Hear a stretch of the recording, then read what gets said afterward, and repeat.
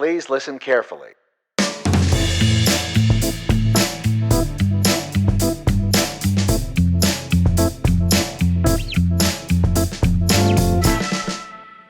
¿Qué tal, Marta? ¿Cómo estás? Muy bien, buenos días. Bienvenida, gracias por venir al podcast. Gracias a ti por invitarme. Oye, para los que nos están viendo en YouTube, porque en el Spotify, como hago una cortinita, lo habré dicho, es el último episodio de la temporada. ¡Qué presión! Vale, vamos a hacerlo bien. Bueno, seguro que sí, pero bueno, lo digo más para que la gente sepa que vamos a descansar un mesecito o así. Usualmente no corto, pero vamos a hacer unos cambios, así que vendrán cosas nuevas. Oye, Marta, tú pasaste una carrera larga en el sector financiero. Ya 16 años, pero después decidiste cambiar, de lo cual hablaremos. Entonces, cuéntanos qué viste tú en el sector financiero, primero que te gustó y segundo que te hizo cambiar. Pues mira, me gustaron un montón de cosas. Yo trabajé muchísimos años, 12 años en JP Morgan, que es una compañía que le debo todo mi inicio profesional y en la que había una excelencia, un sacrificio, un contacto con unos equipos realmente con un talento extraordinario, unos managers buenísimos, una estructura de compañía verdaderamente muy, muy buena y que me formó mucho como profesional. ¿Qué me empezó a inquietar y qué es lo que me llevó a cambiar como al mundo digital? Pues un poco te diría la rigidez, Joseph. La rigidez y unas normas muy establecidas que con mi personalidad hubo un punto que pensé, pues me encantaría ir un poco como por otros derroteros y por donde yo creo que el futuro va a ir, ¿no? Y ese fue un poco el comienzo del cambio, de una banca mucho más tradicional, en la que estuve, como tú bien decías, 16 años, a liderar proyectos de banca digital que me parecía que eran realmente el futuro y la disrupción y la innovación y algo que me encantaba como concepto. Y estos grandes bancos que les iba tan bien, que eran negocios súper rentables y de crecimiento, ¿qué actitud tenían hacia el mundo digital que venía? Porque empezaron la fintech, mucha gente tratando de disrumpir, y bueno, es un poco como yo tengo aquí mi negocio muy bueno, y aquí viene un cambio, ¿no? Entonces lo rechazaban, lo abrazaban. O sea, ¿qué se pensaba desde adentro? Pues mira, yo creo que a día de hoy hay una conciencia absoluta de los bancos tradicionales grandes con lo que se les viene encima con los bancos digitales. Sobre todo porque en las diferentes verticales donde todas las fintech estamos presentes, digamos, estamos arañando un porcentaje de ingresos que cada vez es más relevante. Entonces, sin duda, tú le preguntas a cualquier responsable de un banco tradicional grande en España o a nivel global y te dice que están preocupados y que están analizando de forma muy cuidadosa los nuevos jugadores que vienen al campo, a qué dedican su actividad, ¿no? Esa es la actitud, yo creo que de conciencia de lo que viene y de enfrentar a los nuevos jugadores desde una posición más dominante. Al final es cierto que los bancos grandes tienen unos resultados mucho más consolidados y más sólidos que cualquier fintech que no es todavía rentable, ¿no? Entonces, al final creo que la actitud es esa, de conciencia y de ver cómo pueden mantener su posición dominante con unos jugadores que sin duda vienen jugando fuerte. Pero en esa época, cuando tú decides salir de la banca tradicional, ¿era esa la actitud o hay una actitud de negación? Había no sé si decirte de negación, pero más de escepticismo. Yo salí de la banca tradicional en el año 2020 y sí te diría que había más escepticismo con las fintechs. Había una narrativa mucho más, pues te diría, sí, más escéptica, más de no creer cómo venían las cosas, más de nosotros tenemos la posición dominante y así va a seguir. Más escepticismo, sin duda. Ok. Entonces, cuéntanos tu salida. Vas a N26. Sí. ¿Cómo se da? Pues mira, yo tengo una personalidad muy académica y para pasarme del mundo tradicional, que en aquel momento yo creo que resolvía un poco las soluciones del mañana los problemas del mañana con las soluciones de hoy, ¿no? Y esta frase que es como muy filosófica, fue la razón real de mi cambio y pensé que para resolver los problemas del mañana con las soluciones del mañana tenía que formarme de cierta forma y lo que hice fue hacer un curso que me vino muy bien en ISDI, que es una escuela de transformación digital, que está aquí en Madrid. Hice un programa para ejecutivos de unos 4 meses, que fue un programa que me ayudó un montón, Joseph, a conocer las palabras como las lingo words que yo le llamo, ¿no? Como dicen en inglés, como las palabras del lingo, pues términos como CAC, coste de adquisición, o LTV, ¿no? Lifetime value, cosas que en banca tradicional no son tu día a día. Y me ayudó mucho entender marketing digital, entender cómo funciona un funnel, un embudo, estos términos de los que te hablaba. Y esa fue un poco la transición de la banca tradicional a la banca digital. Luego las entrevistas, como bien sabes, de compañías tecnológicas son súper profundas y la verdad es que en N26, por darte una idea,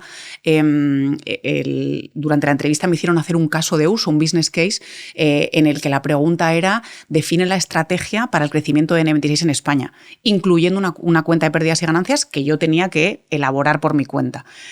Bueno, mi caso acabó con 12 páginas de un archivo Word, una presentación en alta resolución que me ha ayudado una amiga mía a preparar. Bueno, la verdad es que el caso de uso estuvo muy bien, y luego te diré que leyéndolo luego a posteriori pensé, sí que hice bastante trabajo y sí que quedé como contenta con... Bueno, de hecho, me cogieron para el puesto, ¿no? O sea, que eventualmente fue bien.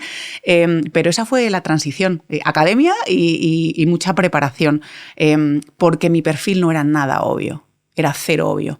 Venir de gestión de activos, venir de banca privada, aunque fuese de bancos grandes, para una compañía con una cultura como la de N26 era muy poco obvio. Ellos en aquel momento buscaban, me acuerdo la frase de mi founder de Valentín era: we're looking for disruptors, we're not looking for bankers. O sea, queremos disruptores, no queremos banqueros. Luego las cosas cambiaron por temas regulatorios, pero no les gustaba ese formato de ex banqueros llegando a N26. Ok. Bueno, pues N26. ¿Qué es N26? Cuéntanos, porque yo, si soy sincero, lo conozco porque estaba tratando de hablar de Revolut el otro día en una entrevista con Antonio Verga, que es el que te recomendó, y yo estaba diciendo este banco, y me decía N26. Yo, no, ese no es Revolut. Entonces, cuéntanos, ¿qué es N26? Mira, pues N26 es un banco 100% móvil que nació hace 10 años con unos fundadores austriacos. Es un banco con licencia bancaria importante, licencia bancaria alemana y regulado por el BaFin. Y es un banco que al final lo que trata es de ser una alternativa nueva con unas condiciones mejores, con una funcionalidad mejor también a los bancos tradicionales minoristas, es decir, que dan servicio al cliente retail, al cliente minorista, a personas como tú y como yo, de una forma más accesible, más rápida y más eficiente en costes. Ok. Esto es lo que llaman un neobanco. Uh-huh. Lo de la licencia bancaria, vamos a hacer un inciso, es importante entenderlo, lo hemos hablado varias veces en este podcast. Eso significa que ellos operan en su plataforma propia. O sea, la fintech que no tiene licencia bancaria tiene que operar en una plataforma de tercero. Bueno, voy más allá. La licencia bancaria tiene una serie de implicaciones regulatorias bastante relevantes que te resumo con una gran ventaja para el cliente, y es que entra dentro del Fondo de Garantía de Depósitos, okay, que cubre hasta 100.000 euros por cuenta de titular, de forma que si en el hipotético caso que N26 hiciese bancarrota, los clientes estarían cubiertos por ese Fondo de Garantía de Depósitos a nivel europeo hasta 100.000 euros por cuenta de titular, que eso es una ventaja que sin duda es relevantísima para clientes, versus una fintech que no tenga licencia, que no tendría esta ventaja para su cliente final. Ok, está claro. Pero, ¿qué está roto en el sector bancario que hace falta estos neobancos? Porque bancos ha habido toda la vida, ¿no? ¿Qué está roto? Pues muchas cosas, por ejemplo. Joseph. Creo que al final, la propuesta de valor de las fintechs es precisamente atraer a clientes desencantados con la banca tradicional. A clientes que están hartos de que les cobren 50 euros por una tarjeta de débito, a clientes que están hartos de que les den hora para ir a la sucursal y que te dan un rango de 15 minutos, o si llegas tarde ya perdiste, digamos, como tu turno. Eso es lo que está roto. Sucursales que tienen unos horarios muy concretos y que ahora la moda es que te dan hora. Una atención al cliente que antiguamente funcionaba muy bien. Yo, con la generación de mis padres y de mis tíos, que tienen 70, 75 años, verdaderamente están muy desesperados con su banco de toda la vida, que ya no les da esa atención al cliente, ¿no? Entonces, personalizada, o sea, que ibas y conocías al director y todo esto. Y el director te sabía toda tu vida, tus hijos, tus créditos, tus cosas, te preguntaba por qué tal está tu mamá de salud. Eso se ha acabado, esa atención se ha acabado. Entonces, creo que la propuesta de valor de las fintechs, teniendo como motor y como facilitador la tecnología, es verdaderamente muy relevante en la sociedad de hoy, en la que ya no hay horarios, en la que puedes operar con tu banco 100% independiente, 100% desde tu teléfono, y eso es una propuesta de valor que, en mi opinión, es imbatible. Entonces, lo que está roto en el sector financiero que vienen a solucionar las fintech es básicamente un tema de servicio al cliente, atención, disponibilidad, accesibilidad. Que está claro, yo lo entiendo, pero mi pregunta es, ¿y por qué los bancos con tantos recursos no arreglan ese problema? Porque la estructura de costes es insostenible, Joseph, es absolutamente insostenible. Te doy un dato. En los últimos 10 años el número de sucursales bancarias en España se ha reducido un 50%. Lo vemos, lo ves en Madrid, y Madrid es un ejemplo que es muy claro, pero imagínate en un pueblito de Aragón donde había antes una sucursal de Ibercaja que han tenido que cerrar. La estructura de costes de mantener no solamente el inmobiliario, sino las personas que trabajan en esas sucursales es verdaderamente muy complicada. Y eso es una ventaja competitiva que las fintechs tenemos, y es que somos, en inglés, branchless, ¿no? Sin sucursales, y eso te permite ahorrar muchísimos costes. Esto es interesante porque yo entiendo lo que estás diciendo es que los bancos tradicionales, como tienen estas sucursales y todos estos costes relativamente fijos, no pueden invertir en este servicio más digital. Sin embargo, yo pienso en mi banco, que me cambié hace un par de años que cogí una hipoteca. Yo estaba toda la vida anclado en Bankinter porque cuando yo llegué a España en el 2000 y trabajaba en McKinsey, nos abrían la cuenta en Bankinter. Entonces, bueno, mi visión era el banco, quiero hablar lo menos con ellos, ¿no? Y me saqué una hipoteca y me fui al Santander. Y funciona bastante bien. O sea, digitalmente, o sea, tiene unas aplicaciones potentes y yo lo que he visto es que cada vez me van trayendo más y me van ofreciendo más productos. Entonces, los bancos, o N26 en concreto, ¿qué va a competir con Santander en la universalidad del producto? O sea, ¿cómo logra erosionar a una propuesta como la que te comento que funciona relativamente bien? O sea, yo no me he encontrado en este banco con el cual trabajo a día de hoy los temas tan complejos de atención al cliente que sí me encontraba en mi banco anterior y que tú describías. Ya. Mira, yo creo que Santander es un ejemplo y Bankinter, ambos son dos bancazos que tienen una experiencia de consumidor que es razonablemente buena. Por tanto, no voy a criticar en absoluto a la competencia. Para nosotros, cuando yo empecé a trabajar en N26, que fue en diciembre del 20, no estábamos en la mesa de los mayores. Yo siempre utilizo este término. Nos comparaban siempre con otros bancos con otros bancos digitales, con otras fintechs, pero a lo largo del mandato mío de N26, a lo largo del crecimiento que tuvimos como equipo, durante mis 2 años y medio en N26 duplicamos el número de clientes registrados, Joseph. Y ahí ya nos empezamos a sentar en la mesa de los adultos, como yo llamo, ¿no? Ya empezamos, cuando hacían eventos en Luilla Magna y en el Palace, ya nos sentaban en las sillas en las que yo a mi derecha y a mi izquierda tenía responsables de banca de toda la vida, que a mí verdaderamente me hacía y me sentía muy orgullosa de representar un neobanco como N26 ante estos gigantes de la banca tradicional. Bueno, para ellos yo creo que las fintechs son una amenaza real a día de hoy. Hablando con ejecutivos de los bancos grandes, el 100% me preguntan estratégicamente por dónde va la cosa, el 100%. Es decir, a ellos les quitamos un poco el sueño, no están tranquilísimos pensando, bueno, ahora N26 o Revolut está con un crecimiento de doble dígito que nosotros no estamos experimentando. Por tanto, es un tema, ante tu pregunta, ¿es un tema de producto? Seguramente no. Seguramente es un tema de funcionalidad, de accesibilidad, es un tema de competencia desde el punto de vista de transparencia de costes, y yo creo que eso es el resumen. Pero ¿y qué productos son los que más estás erosionando? Bueno, un banco hace de todo, o sea, desde tarjeta de crédito hasta hipotecas, hasta seguros, hasta renting de coches. Entonces, ¿dónde es que N26 se estaba enfocando y estaba logrando ser relevante y que los bancos empezasen a notar que aquí había un competidor? Mira, yo siempre cuento, si le tuviese que explicar a mi abuelita, que tiene 103 años, qué hace un banco minorista, siempre lo cuento en 4 segmentos, ¿no? Toda la parte de pagos y de cuentas, desde transferencias, en España, en nuestro caso Bizum, digamos, pagos, cuenta corriente. La parte de inversión, en la que incluyo desde inversión en monetario, como los depósitos, que son típicos en España desde hace muchos años. A la gente le gusta que le paguen, sobre todo con un entorno de tipos de interés como el actual, a la gente le gusta que le paguen por sus depósitos, ¿no? Por no mover el dinero, pero por tenerlo rentabilizado. Y desde depósitos hasta todo tipo de inversiones. Inversión en renta fija, en renta variable, inversión en alternativos, en fondos de inversión, en ETFs, en cripto. ¿Vale? Esta sería la segunda vertical.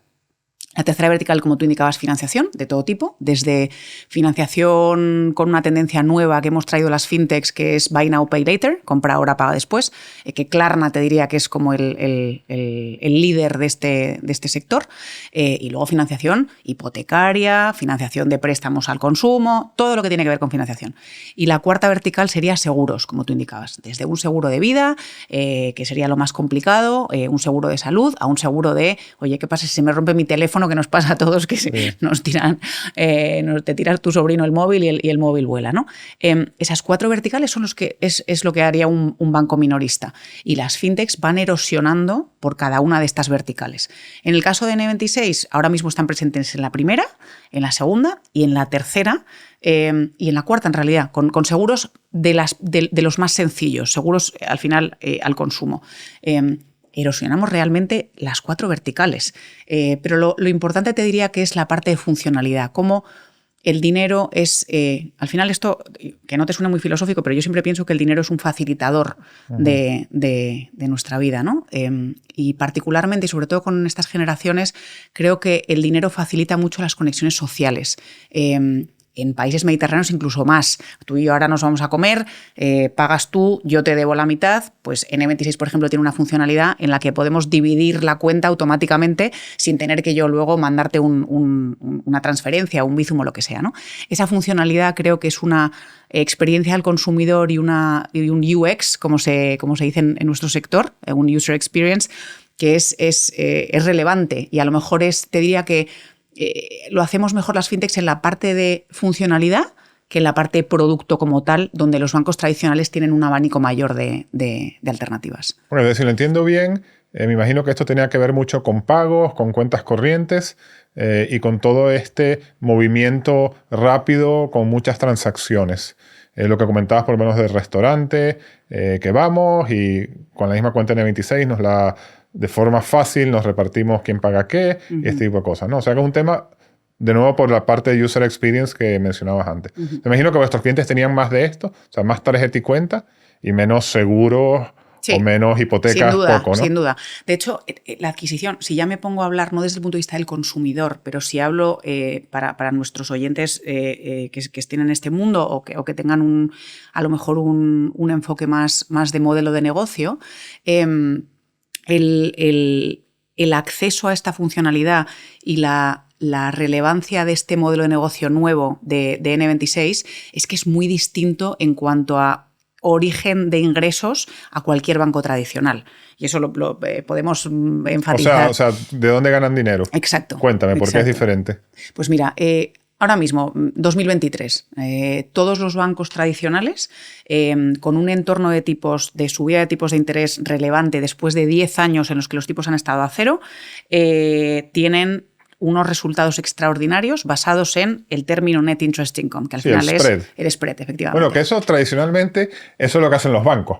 Y por eso los bancos antes no quebraban, porque cogían dinero, o sea, tú me dabas 100.000 euros, yo te pagaba 2%, y le prestaba 100.000 euros a otra persona, ganaba 5 puntos y eso era lo que yo ganaba. Tal cual. Eso fue antes de todo este tema de Clinton que permitió la banca universal y tal. Ok, está bien, entonces está el spread. Esos son los bancos tradicionales. Exacto. Para N26, por ejemplo, la parte de tesorería, la gestión de tesorería es a día de hoy el primer origen de ingresos, ¿vale?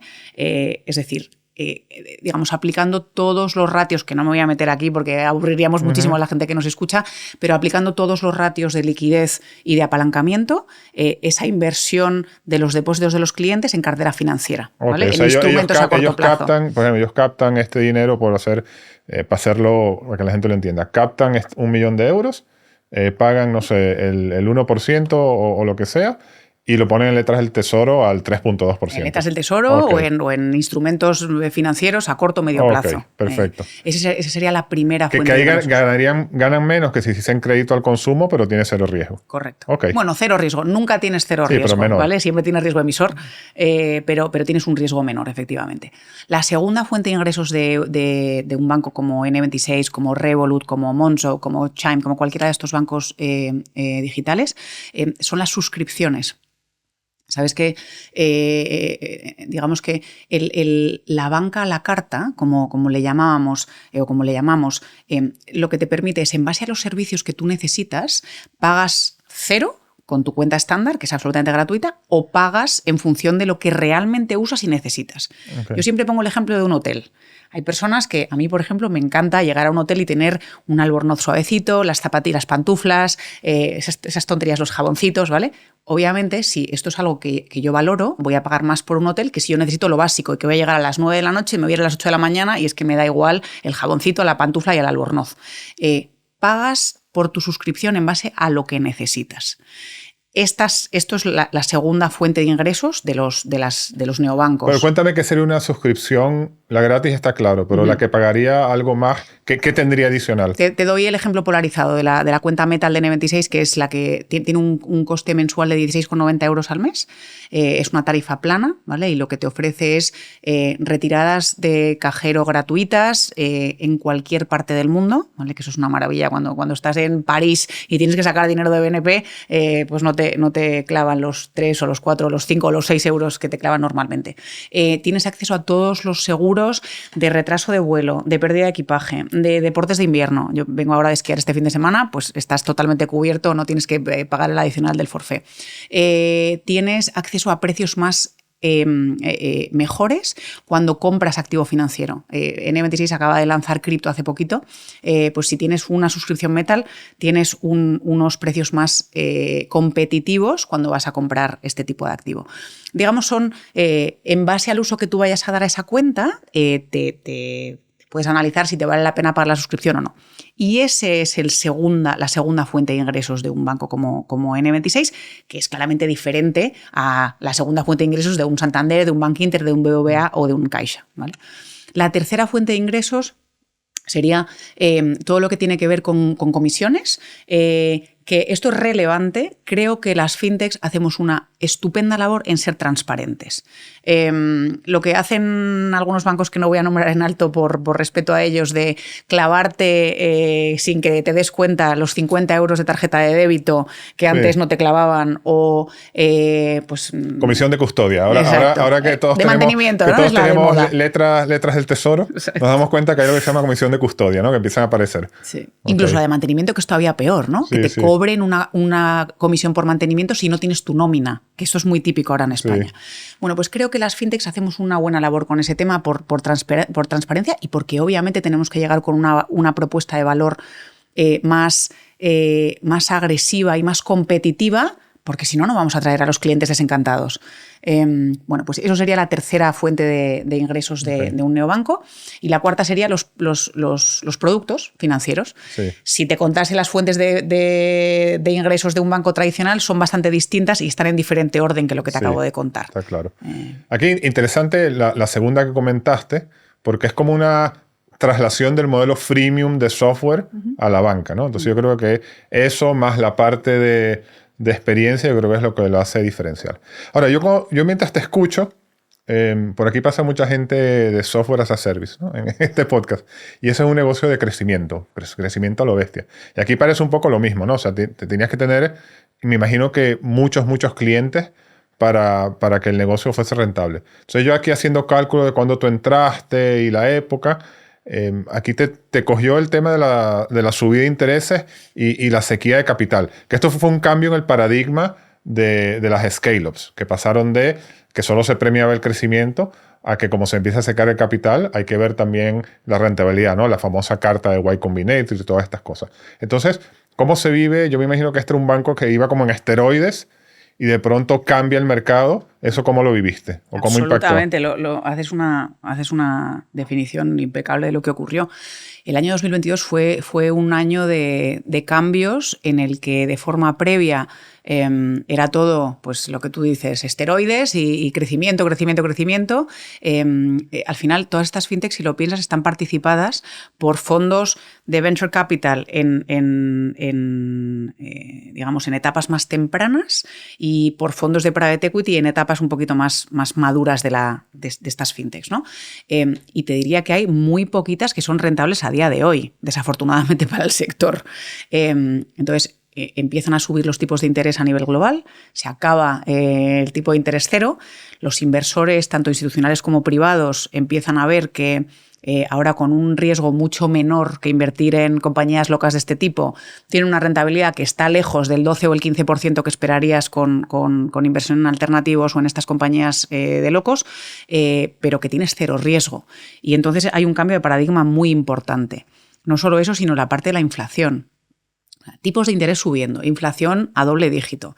La situación geopolítica, Josep. Nosotros en Europa no habíamos tenido guerra. Nosotros no recordamos guerra en Europa. Y la situación ha sido y es, vamos, desafortunada sin lugar a dudas. Entonces el cambio de paradigma existe y a partir de 2022 cambia las reglas del juego, cambia el nombre del juego de growth, de crecimiento, a profitability, ¿no? a rentabilidad. Y todas las fintechs al final buscamos un camino a esa rentabilidad optimizando todas esas fuentes de ingresos y optimizando esa eficiencia de costes. Sin duda el cambio de paradigma es así. Dame un ejemplo concreto en tu caso que tú liderabas el negocio de España. ¿En qué cambió? Dame un ejemplo de algo que cambió que sea muy ilustrativo de este cambio de mentalidad que me explicabas. En cuestión de optimización, dices de... No sé, o sea, algo ahora, antes hacíamos esto, ya no lo hacíamos, o antes contratábamos tanta gente, no lo contratábamos, reducimos, o sea, ¿cómo se vive eso realmente cuando estás dentro de la empresa? Te diría en talento. Los recortes de talento, desafortunadamente, a partir de 2022, si yo te cuento los despidos que todas las fintechs tuvieron que realizar, es dramático. Es dramático porque al final estas compañías son muy acordeónicas, tienes que tener una flexibilidad mucho mayor y hemos visto verdaderas escabechinas pues en muchas fintechs teniendo que despedir 20-30% de la plantilla. Ese es un muy buen ejemplo de lo que ocurrió. Ok. Oye, cuéntanos tus resultados en N26. Pues mira, nuestros, que era un equipo, yo a mi equipo de N26 les adoro, les veo un montón, les tengo mucho cariño y mira, pues durante mis 2 años y medio de mandato crecimos el equipo, yo entré en Madrid, éramos 3 personas y dejé como unas 30, una cosa así, que ahí siguen todos. En la oficina de Barcelona éramos 100 cuando yo entré, ahora mismo son más de 300.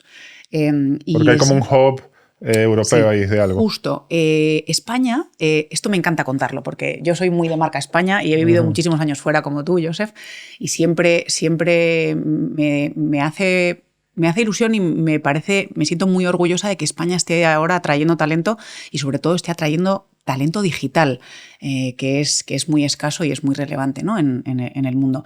En la oficina de Barcelona eran responsables de desarrollo, fundamentalmente ingenieros, y responsables de producto, y luego teníamos un equipo de recursos humanos que gestionaba a esta oficina tan grande. Era un centro tecnológico que daba servicio al grupo completo, es decir, no daba servicio solamente a España, sino que daba servicio al grupo completo y era el segundo centro más grande después del de Berlín. Y después de Barcelona estaba el Centro Tecnológico de Viena.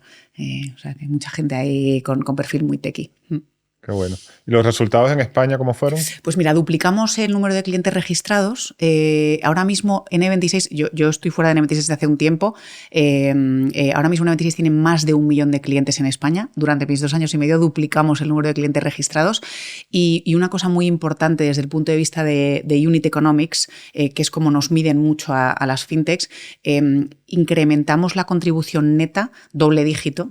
Incluso conseguimos superar, que nos hizo mucha ilusión, le llamamos el sorpaso, porque superamos a Italia, que era el tercer país después de Alemania y Francia, y nos colocamos por delante de Italia en contribución neta por cliente, en base a una serie de iniciativas que hicimos de forma conjunta al equipo, muy concretas, y que al final lo que hacíamos era incrementar o optimizar los ingresos en España y reducir los costes, ¿no? Pues por darte un ejemplo muy concreto, hicimos acuerdos con la red de cajeros automáticos que para N26 era un coste para eficientar esa estructura.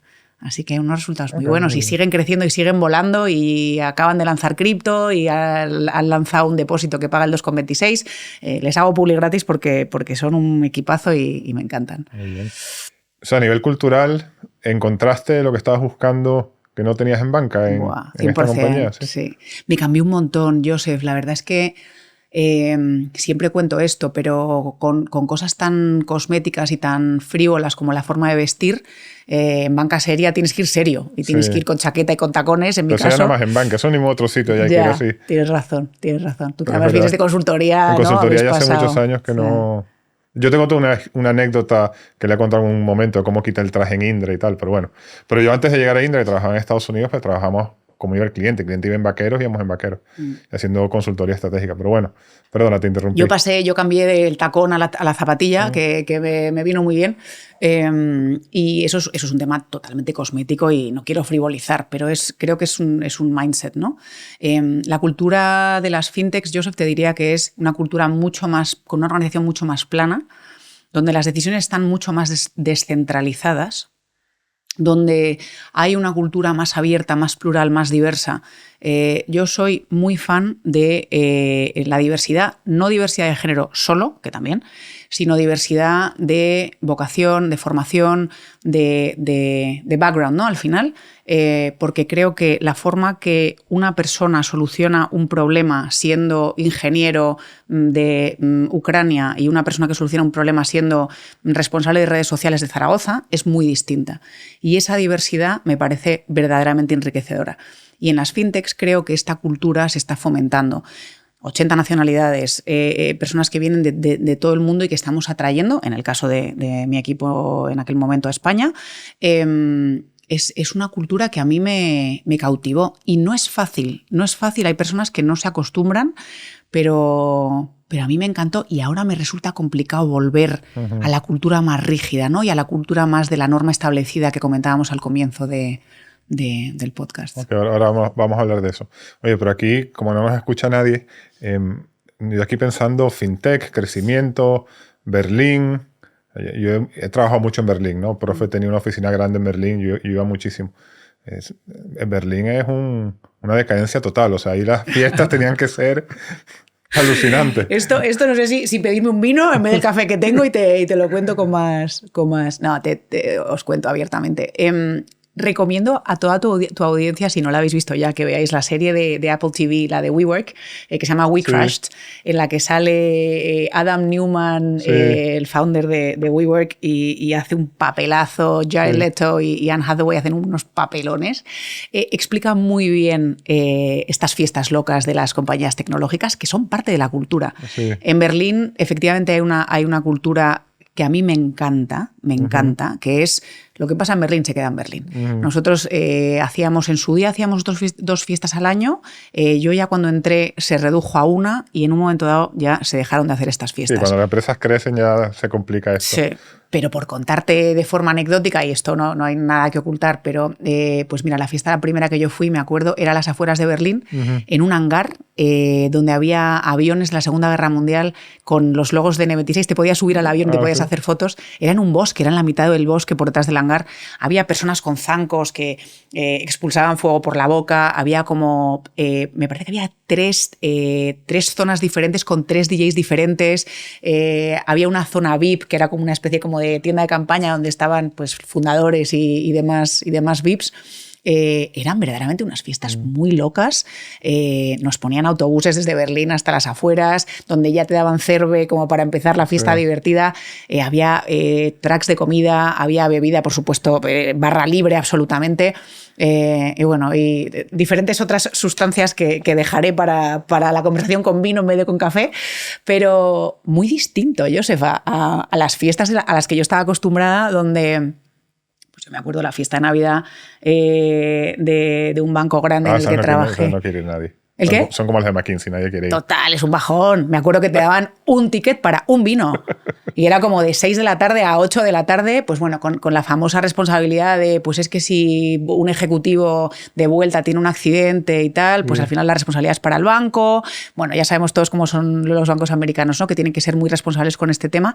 Las fiestas en Berlín eran una locura y todo lo que ocurría ahí, a la mañana siguiente nos levantábamos todos como podíamos y ahí todo el mundo sonreía y lo que hubiese ocurrido ahí se quedaba. Nada, es una cultura muy, muy, muy diferente. Nada, la verdad lo pasábamos muy bien. Oye, yo te veía muy integrada ahí en esa... Y muy contenta. Parece que esta era como tu historia de amor laboral, ¿no? Todo el mundo tiene en la enamoramiento vida, total. Yo una vez lo dije, ¿no? Que para mí Prophet fue mi historia de amor laboral. Pero ¿por qué te vas? ¿Por qué te fuiste de ahí? ¿Qué pasó? Después vamos a hablar de dónde te fuiste, que ahí tengo muchísimas preguntas. Pero ¿por qué, independientemente de dónde fuiste, aunque te hubieses ido, no sé, a hacer la mega startup dentro de Google, ¿por qué te fuiste en N26? Pues mira, me fui porque al final me tentaron, Joseph, me tentaron con un puesto con mayor responsabilidad, me tentaron con un puesto con una región mayor, yo cubría España y Portugal y mi siguiente puesto era Europa, y me tentaron con un paquete de compensación bastante, digamos, significativamente mejor que el de N26.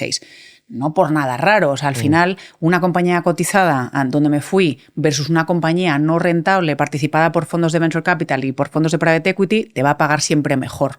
Sí. Y yo creo que esto es importante y a lo mejor a las personas que te escuchan que de repente se están planteando un cambio de vida, es importante entender esto, ¿no? Cómo los paquetes de compensación de las tech son muy distintos. Al final la estructura es un sueldo base, y luego unas ESOPs famosas, las Employee Stock Options, que lo que te están permitiendo es participar al alza de cómo lo haga esa compañía.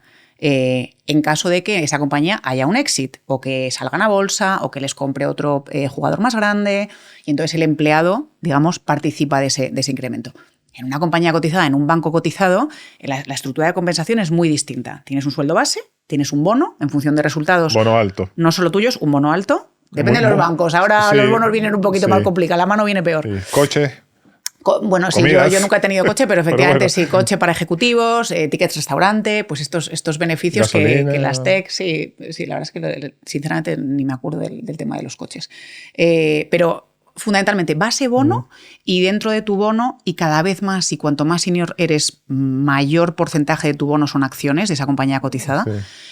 Es muy distinto. Pero hay mucho menos riesgo en la acción cotizada. O sea, la acción cotizada de un banco como JP Morgan, salvo que haya una gran disrupción, básicamente se mueve como el S&P. Bueno, vuelan. Y el S&P eventualmente siempre sube. O sea, las acciones de JP Morgan, si tú miras la evolución, es que vuelan.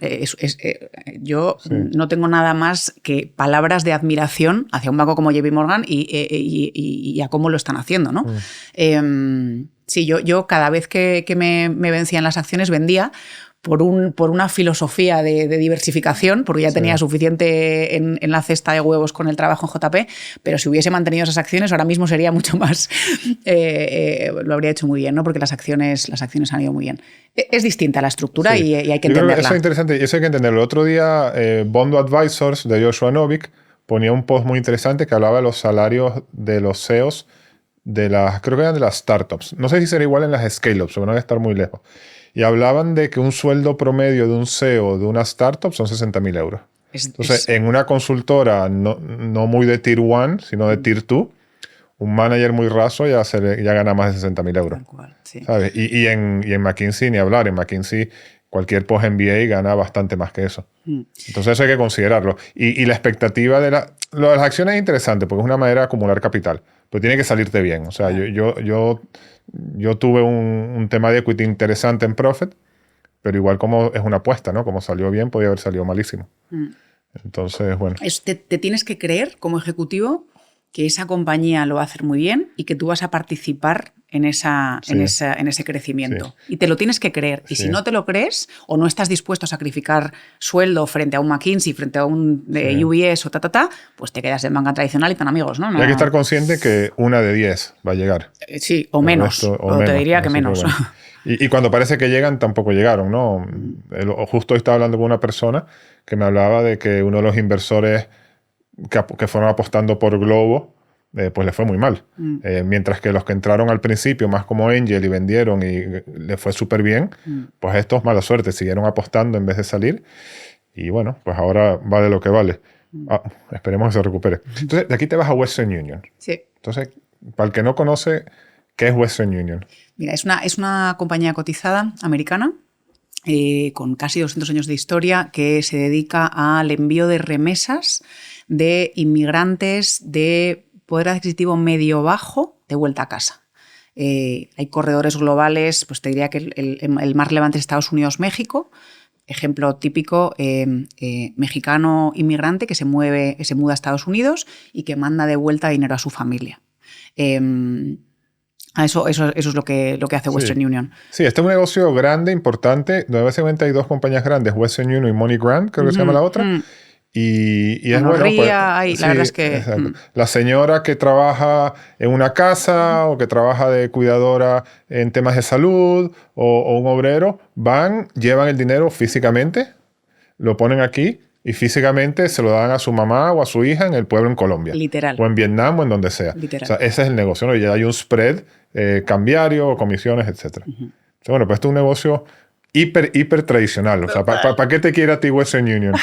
Pues para cambiarles el negocio, en realidad, Joseph. El proyecto, súper reto de proyecto, es digitalizar la compañía, de forma que, al ejemplo que tú dabas, el obrero colombiano que va a la agencia de Western Union de Cuatro Caminos y manda 210 euros a su mamá en Boyacá, en vez de que tenga que ir a la agencia, ofrecerle una experiencia omnicanal para que desde su móvil, o desde la agencia si prefiere, porque pasa por ahí a las 10 de la mañana de un buen martes, pueda enviar o pueda realizar ese mismo servicio, ¿no? Ese es el súper proyecto y el súper reto.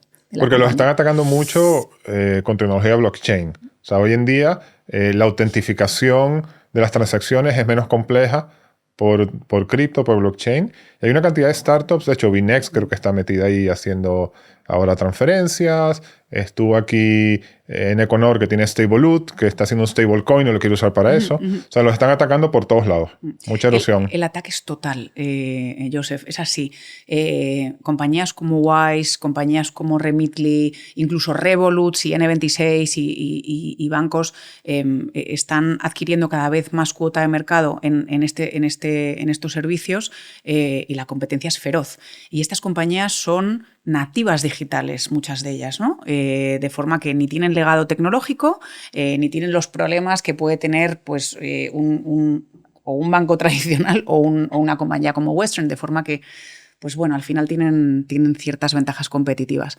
La gran ventaja competitiva de Western Union te diría que es la base de clientes. Fíjate, hay una cifra que a mí me dejó muy impresionada y es que de los casi 8.000 millones de humanos que somos en este mundo, 1.000 millones en los últimos 10 años han pasado por una agencia de Western Union que a nivel global la compañía tiene 600.000 agentes. 600.000. O sea, seguro, tú siendo venezolano, seguro que has estado en el típico sitio más remoto de Venezuela donde hay un No, y es interesante porque es un tema súper localizado, con gente de confianza, tiene como un feeling muy comunitario. En una época patrocinaban, no sé, a todas las ligas de fútbol locales de la gente que recibía, o sea, está como muy arraigado en la comunidad. Total. Pero bueno, empezamos hablando de la banca tradicional, después todo N26 y ahora Western Union para hacer esto que es muy ambicioso. Pero habrá muchas barreras, ¿no? O sea, logras sacar el trabajo en una empresa como Western Union, este proyecto ambicioso digital que requiere un mindset más como el de N26. Mira, te diría que la transformación digital es transformación de personas. Esta frase es tan obvia y tan real, tan real. En las compañías tradicionales te das cuenta que se trabaja mucho en silos, se trabaja mucho en subequipos que no se hablan entre ellos y al final cuando tú necesitas utilizar la tecnología como facilitador del siguiente modelo de negocio, o tienes, creo que te diría y te resumiría que necesitas, por un lado, el apoyo claro de la dirección del management. que para la compañía sea verdaderamente importante y relevante cambiar el modelo de negocio, y que no solamente el management lo apoye, sino que el resto de los empleados estén comprometidos y que estén remando hacia esa misma dirección. Y eso es tan complicado, tan complicado, tan complicado. Sí, creo que el ejemplo que toda tu audiencia va a entender rápido es páginas amarillas. Vamos a digitalizar páginas amarillas. Súper obvio, ¿no? ¿No ocurrió? No ocurrió. ¿Por qué? Pues bueno, podíamos hacer un business case de páginas amarillas o podíamos hacer muchas cosas, pero esa cultura de cambio tienes que ser capaz de arraigarla y tienes que contar con el apoyo de senior management para que eso ocurra. Y eso es un súper reto. No sé, Marta, no sé. Voy a decir algo aquí. Yo creo que te equivocaste. No sé si alguien de aquí va a escuchar. Porque, o sea, a ti te brillan los ojitos cuando hablas de N26 y todo lo que tú estás diciendo del cambio y de la transformación digital es así, ¿no? Pues, yo acabo de pasar 5 años trabajando en Minsight, donde básicamente ayudamos a empresas a hacer la transformación digital. Y culturalmente es complejo. Lo que más nos ayudó fue el COVID, a que sucediese la transformación digital. Pero bueno, no sé, veremos qué pasa. En nuestro siguiente vino, cuando te hable de la fiesta de Berlín, te cuento proyectos y cosas. También. Oye, antes de dejarte ir, un par de preguntas más personales, ya no siguiendo la línea, aunque bueno, todo lo que te he preguntado ha sido bastante personal, sobre todo mi última aseveración. Contaste al principio que estabas en JP Morgan, un ambiente mucho más tradicional. Me imagino que había muchos hombres y pocas mujeres, como sucede o como sucedía en la banca en esa época. Pasaste al sector tech, donde también hay el mismo problema. Hay más hombres que mujeres. Entonces, ¿cuál es tu perspectiva de todo el tema de la mujer, el mundo empresarial, las cuotas o los esfuerzos para que haya más mujeres en ciertas profesiones? Mira, yo tengo un discurso muy realista sobre la mujer en el mundo de la banca o en el mundo de los servicios financieros. Es objetivo que somos minoría, el ratio es 1:5. De hecho, en las primeras posiciones, cuando salimos de la universidad, el ratio hombre-mujer es 50-50, y a medida que avanzas de categoría, el ratio de mujeres se reduce muy significativamente. Yo he tenido la suerte de estar en puestos ejecutivos desde hace tiempo, muchas veces en minoría. Te diré que no tengo ningún inconveniente, trabajo perfectamente con hombres. Creo que los equipos diversos, abiertos y plurales entre hombres y mujeres son mucho mejores.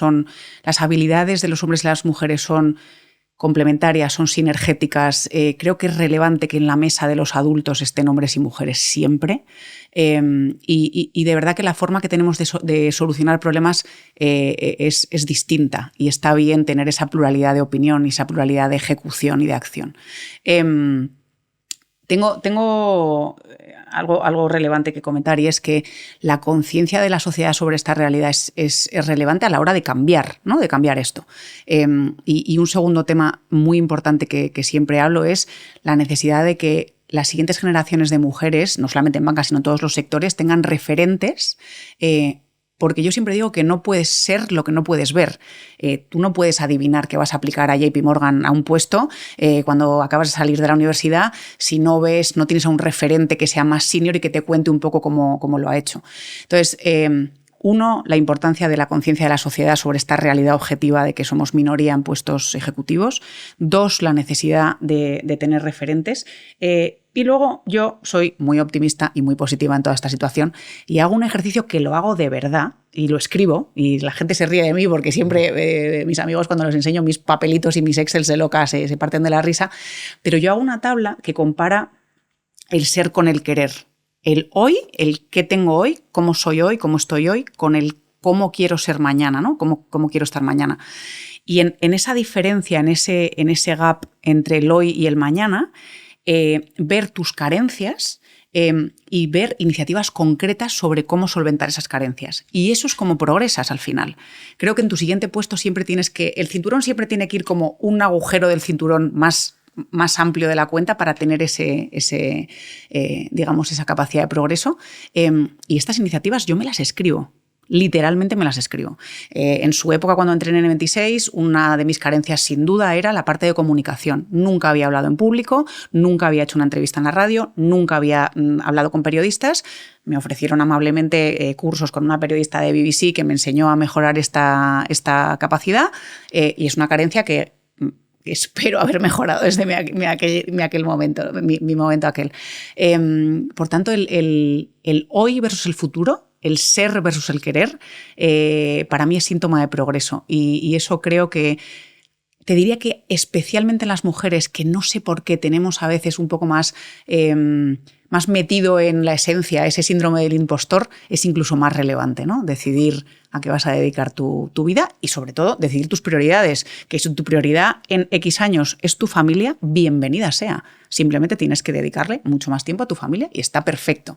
Esas prioridades son muy importantes de establecer. Muy bien, muy interesante lo que dices, la verdad. Yo creo que un buen enfoque, ¿no? Yo creo que más práctico, a mí me resuena más, porque hay mucho ruido en este tema, ¿no? Y el ruido genera después reacciones adversas y hace que la situación sea peor. Y los hombres creo que estáis ahora con el tema de las cuotas, que por cierto yo he cambiado mi opinión. Esto te lo quiero contar porque es relevante. Yo antes estaba en contra y ahora estoy a favor. Pero es que te voy a contar por qué estoy a favor, porque si realmente queremos regularizar la situación actual que acabamos de describir, necesitamos darle un empujoncito. Entonces he cambiado mi opinión y ahora estoy a favor de las cuotas para esa regularización que hace falta.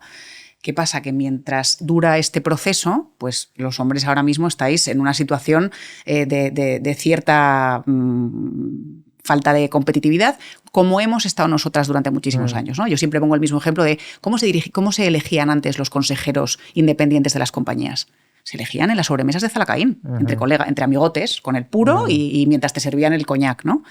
Ahora, con las cuotas de mujeres en puestos en consejos de administración, no se deciden así los puestos de consejeros.